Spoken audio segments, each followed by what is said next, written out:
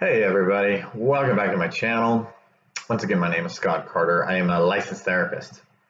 Once again, recording from my awesome therapy office. If you're new here, my specialty mostly is teens and adolescents. I've been working with teenagers for going on 20 years. I say 20 years, but I'm still a couple years away from that. But a long time. This is where I make my bread and butter. Is working with teens, parents. One of my primary goals is for kids to have a positive relationship with their parents. And sometimes that means that parents need to make some adjustments. I have seen many situations where a parent will put their kid into therapies, my kid is broken, my kid's a problem, fix the kid, fix the problem. And I disagree with that.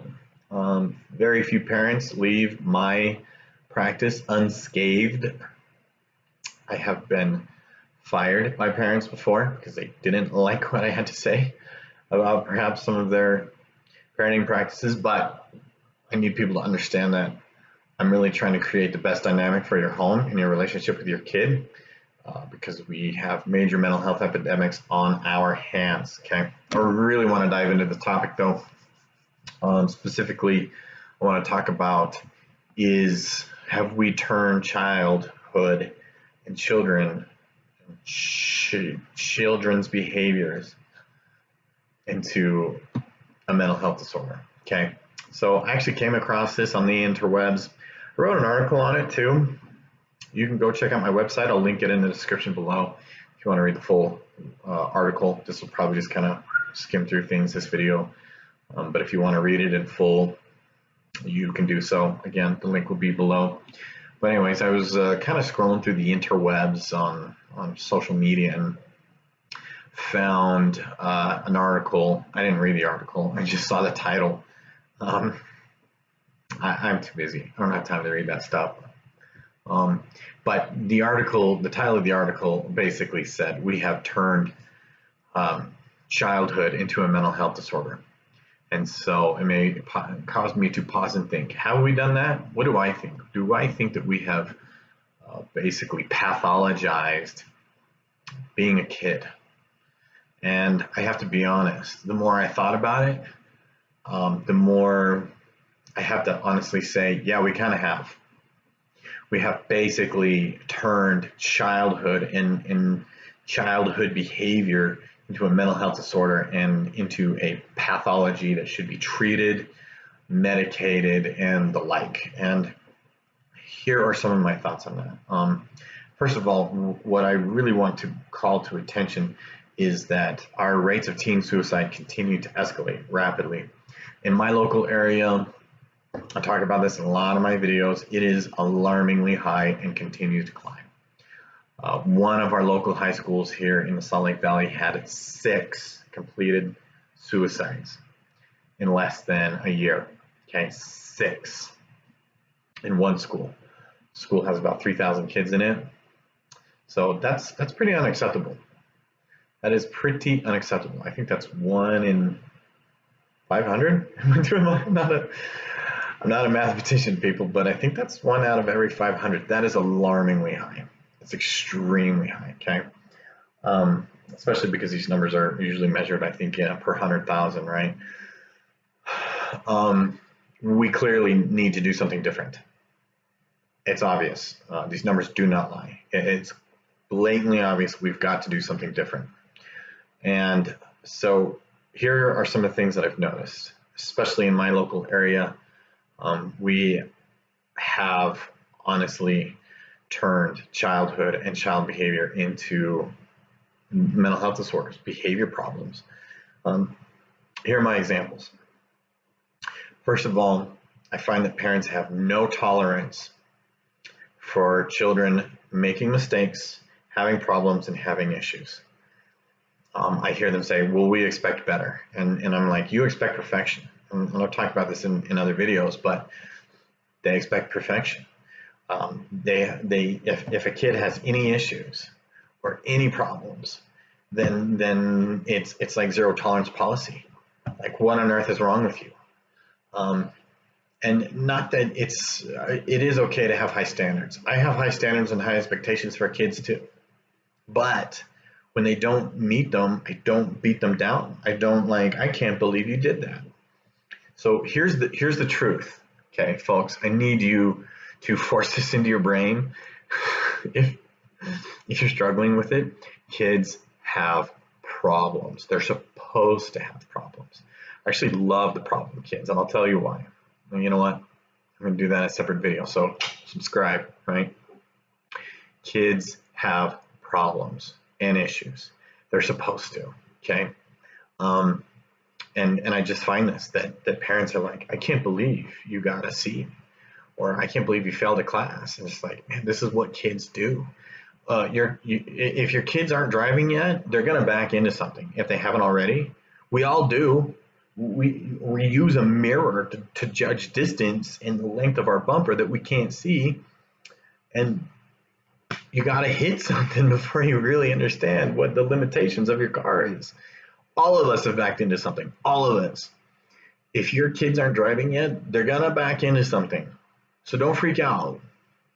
Don't freak out when they do. It's inevitable. That's what insurance is for. I mean, yeah. Let me ask you this. What's more important, the bumper of your car or the relationship with your kid? Because if you flip out and scream at them when they back into something, which they will, then their chances are that they already have a low level of trust for you, that they avoid talking to you about their problems because they don't want you to freak out on them.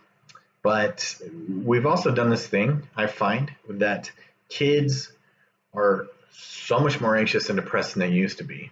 And the kids that are the most anxious and depressed are the kids that sit around and do nothing a lot of the time. Movement is a natural remedy for anxiety and depression. And the kids are obviously on these, right? And the information fire hose and sitting in one place all day, not getting much movement and staring at this, anxiety and depression, here we come. Okay, but we expect our kids to sit through long hours of class. Children are not built to just sit in class hours and hours on end. They're not built that way. There's a mountain of research that says that children need to explore and do and move and things like that in order to learn about the world. But I hear parents complain that, my kid doesn't do anything. They just sit at home and on their phone for hours and hours and hours at a time, or playing video games hours and hours and hours at a time. And I'm like, but if they get out of their seat at school, they're yelled at, they get in trouble, and they're medicated. So they're getting mixed messages. Are they supposed to sit still, not move, and not be heard, or what? Of course they want to move around. And the other thing too is that teenagers, as their brain develops, are going to experience a much wider range of emotion. As the brain develops and creates new connections, there's new emotions, new experiences, new perceptions of those experiences, therefore more new emotions. The emotions are strong, and oh my gosh, there's a problem. My kid is experiencing emotion, medication. Kids are supposed to have problems. They're supposed to be sad. They're supposed to come home and go. Today was the first day that I got rejected by my peers, and I realized that hurts. It's a new experience. Of course they're going to be hurt by it. Sadness is not a bad emotion. They're going to get dumped. They're going to be sad about it. Doesn't mean they need to be on medication. The learning and growing experience of life can be a bumpy one, but when we try and remove the bumpiness and just make it smooth, we end up with kids who just aren't resilient. We cannot make life easy for them. Life doesn't work that way. But I want you as a parent, I want people to understand that when it comes to normal childhood behavior, there's a big, wide swath known as normal. It's big, huge. People, well, my kid does this. Is that normal? Yeah, it is. You know why? Because everybody's different. Everybody's brain develops at a different pace. Everybody learns different. Everybody has different experiences. Different people's brains develop different executive functioning at different stages in their life. it's a mess. One kid may hit puberty at 10 years old, and another kid doesn't hit puberty till they're 14. Normal. Is it normal for my kid to hit puberty at 10? Well, it's a little early, but yeah, it's normal. Is it normal for my kid to hit puberty at 14? Well, it's a little late, but it's normal. Yeah, it's wide swath known as normal. Okay, we've got to stop pathologizing it. Please, can we stop looking at normal child behavior, teen behavior, and saying they need to just sit and be quiet and be happy all the time, and they're not doing it. So let's get them some pills. They're supposed to have issues. They're supposed to have problems. They're supposed to learn from those problems, those issues. Yeah, can we please stop looking at normal behavior as a mental health disorder? I think this is important. I think if we want to reverse this trend of teen suicide, we've got to start doing some of that. Just saying it's normal. Anyways, that's going to do it for me for now. That's a little bit of a rant. I'm not going to lie. But, I mean, these are our kids, man. They're dying. That's just the truth. Yeah, I don't know how bad it has to get. So I would challenge you to kind of look at some things different. And I appreciate you watching. I get after parents. I know I do. Parenting's hard. Most parents are doing a good job. They mean the best for the kids. I know they do. I tend to get after them sometimes. I tend to get after them. But if you like my content, make sure to like and subscribe to the video. Don't forget to check out my Patreon page. If you become a monthly patron, I'm going to make some exclusive content available for you. Specifically, I want to create a basically teen advice column, for lack of a better term, right? I mean, remember the old days when you Dear Abby, you know, and then 6 weeks later it might show up in the newspaper. Gotta buy it every day and see, is it in there yet? Clever marketing tool, you have to admit. But if you want to send me a question about your teen, what's going on with your teen, you can email me. Everything's in the link below. If you want me to address your question, please make sure that your question is really specific. Some people ask really vague questions and I don't know what they mean, and it's like I don't have time to try and sort it out. I just don't. But yeah, become a Patreon patron, and you'll get some exclusive content that way, and get some insider hints and tips on how to effectively work with your teenagers.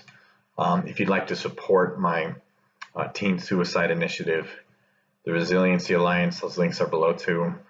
And stay tuned. Got a lot of cool things in the works for kids. If you want to help my efforts, if you care about our kids and you want to help me help our kids, there's lots of ways to do that. But thanks again for watching. We'll see you next time.